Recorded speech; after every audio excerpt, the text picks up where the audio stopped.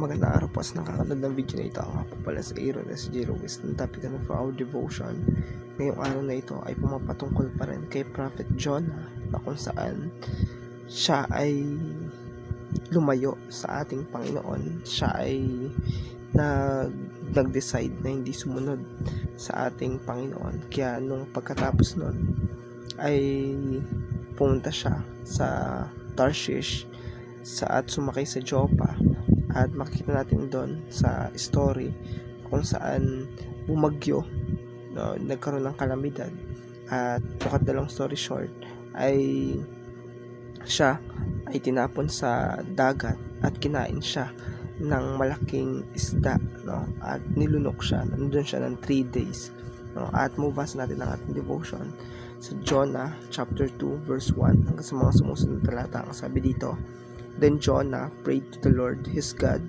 from the belly of the fish, saying, I called out to the Lord out of my distress, and he answered me. Out of the belly of Sheol I cried, and you heard my voice. For you cast me into the deep, into the heart of the seas, and the flood surrounded me. All your waves and your billows passed over me. Then I said, I am driven away from your sight, yet I shall again look upon your holy temple. So, ating makita dito na siya, no, bilang propeta ng Diyos ay na humingi ng tulong sa Diyos, no, at nanalangin siya ng tulong sa ating Panginoon.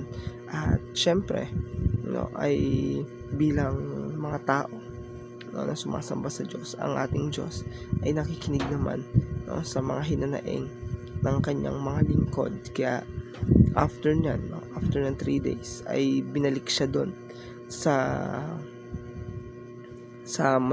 pangpang, no, pupunta sa Ninive.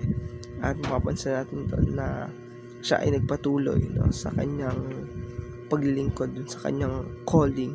At syempre, no, ang ating Diyos ay sa kahit na anumang sitwasyon, ito ay kaya niyang tumulong, no, sa lahat ng mga pinagdadaanan ng tao, at wala namang sitwasyon na hindi kayang gawin ng Diyos. So nothing is impossible naman pagdating sa ating Panginoon. At syempre, ating makikita dito sa devotion natin na minsan ginagamit ng Diyos yung mga problema, no, yung mga affliction upang tayo ay disiplinahin at paalala sa atin ng Diyos na tayo ay mapapariwara kung wala ang presensya ng Diyos sa ating mga buhay, no? At yung pinaka-point nga ng problema ay mapalapit tayo sa Diyos at hindi mapalayo. So tayo, no, ano man yung problema natin, no, ay andyan ang Diyos upang tayo ay tugunin, at andyan ang Diyos upang tayo ay maging vessel, no, din sa ibang mga tao katulad ni Jonah. So ito lamang po ang ating devotion. Maraming pong salamat.